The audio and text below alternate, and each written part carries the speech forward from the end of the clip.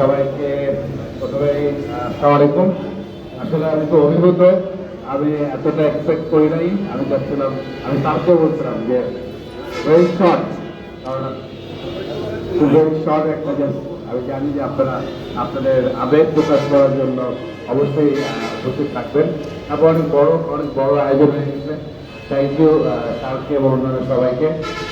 আজকে শুধু আলহামদুলিল্লাহ, এটা খুব একটা টাফ একটা ওয়ার্ড ছিল। তো খুব কম সময়ের মধ্যে সবার সহযোগিতায়, বিশেষ করে যেটা স্যার বললো, অনেক ধরনের বাধা বিপত্তি ছিল, অনেক ধরনের নেগেটিভ জিনিস ছিল, ইভেন আমার ফ্যামিলি মেম্বারও যাচ্ছিল না। তার মধ্যেও এখন মনোনয়ন পেলাম, তারপরে সব কিছু বিবেচনা করে। But from the day one আমাদের স্যার উনি আমার সাথে ছিলেন দেখেই কিন্তু সাহসটাই বেশি পেয়েছি। আর না হলে আমি সাহসটা পেতাম না। এই জন্য আমি আবারও ওনার প্রতি কৃতজ্ঞতা প্রকাশ করছি, কারণ এটা ইট ওয়াজ ভেরি টাফ গেম এবং constantly owner not only support, owner guidance.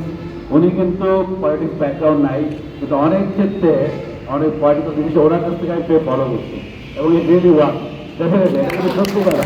আমি বাড়িও বলতেছিলাম, আমি আলাপ করতাম কী করা যায়, তখন ও বলতো তুমি এভাবে করো, একে এভাবে ম্যানেজ করো। তো really it was great help. তো থ্যাংক ইউ। তো আর সবচেয়ে বড় জিনিসটা কি, আসলে এখানে রাজনীতিটা আসলে আপনার পেশার ব্যবসা আমার, এবং আমরা কাজ শুরু করলাম।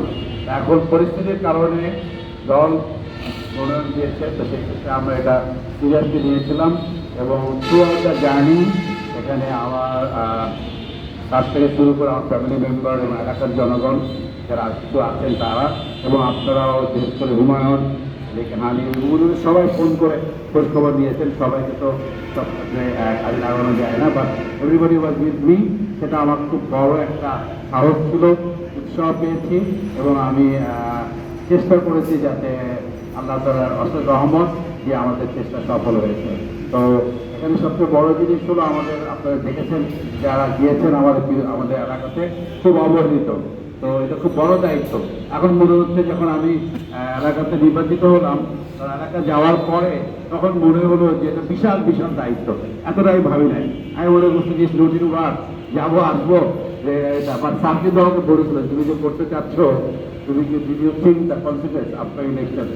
আমি মনে হচ্ছে যে কিছুটা চাপ হয়, বাট এখন মনে হচ্ছে যে তিনটা lot of issues, development work, তারপর তো টুকটাক ধরনের প্রবলেম থাকে, সকাল থেকে বিভিন্ন ফোন টোন। এখন আমার টিম তৈরি করতে হবে, টিম ম্যানেজার তিনজন ব্যক্তিকে সাথে রাখতে হবে, তারা নোট ডাউন করবে, আর আমার সে ফোন ধরা এবং প্রবলেম সলভিং না করতে পারে লোকজন হতাশ হবে। সেই জন্যে আমি দেখছি একটা ভালো টিম তৈরি করে আমি আঁকাবো।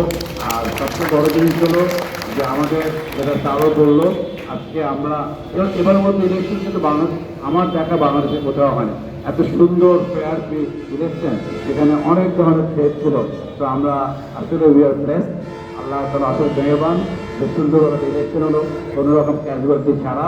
তো সেটা একটা বড় একটা পাওয়া, এবং আমাদের যারা 5ই আগস্টের যারা শহীদ হলেন এবং যারা সংগ্রাম করেছিলেন, তাদের মনে হয় তাদের যে সংগ্রামে তাদের যেটা পাওয়া, তারা তো আমরা দিতে পারি নাই, মানে আমরা একটা সুস্থ নির্বাচন নিয়ে এবং আগামী দিনে যারা আমরা যে দায়িত্ব পেলাম, কিছুজন শীর্ষ ব্যক্তি, তাদের উচিত হবে তাদের যে লক্ষ্য ছিল, যে আদর্শ নিয়ে তারা সেদিকে সংগ্রাম করেছিল, তাদের সেই স্বপ্ন বাস্তবায়ন করার জন্য আমাদের দল মত নির্বিশেষে যেটা দেশের জন্য ভালো হবে, আমাদের আগামী প্রজন্মের জন্য সেই দিকে যাওয়া, যেটা বিএনপি আওয়ামী লীগের জামাত ইসলামের ভালো, আমাদের চিন্তা করতে হবে ল মেকিং করার সময় কোনটা আমাদের দেশের জন্য ভালো হবে, সেটাই যাতে আমরা করতে পারি।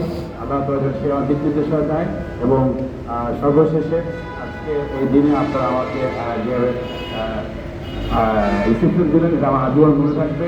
আসল কথা হলো রাজনীতির জায়গায় সবার আগে নর্দান, ব্যবসার জায়গায় থাকতে হবে, আর এটা বাইরে কিছু নাই। আর দেশের মতো ইনশাআল্লাহ চলবে। আমি চেষ্টা করবো কাজ করে যেতে, এ ব্যাপারে আমার কাজ করে থাকবে না। তারপরও আবারও আজকে এই অনুষ্ঠানের মাধ্যমে যারা আসতে পারেননি, আসা সম্ভাবনা, পরিবার সবাইকে আমার তরফ থেকে এবং আমাদের পরিবারের তরফ থেকে সবাইকে আমাদের দোয়া করতে বলবেন, যাতে আমরা সুস্থ রেখে এবং আমি যাতে সততা এবং নিষ্ঠার সাথে দায়িত্ব পালন করে যেন আপনাদের কাছে যেন গর্বের বিষয়ে থাকতে পারি। তো খুব ডিফিকাল্ট, ভেরি ডিফিকাল্ট। এখানে অনেক ধরনের পলিটিক্যাল ইস্যু থাকে, অনেক সময় মিসগাইড হয়ে যায়, যাতে কোনো আমার কোনো ভুল ডিসিশনে আমি যাতে প্রবলেমে না করি। সবাই ভালো থাকেন, সুস্থ থাকেন, এবং সবাই জন্য দোয়া করি।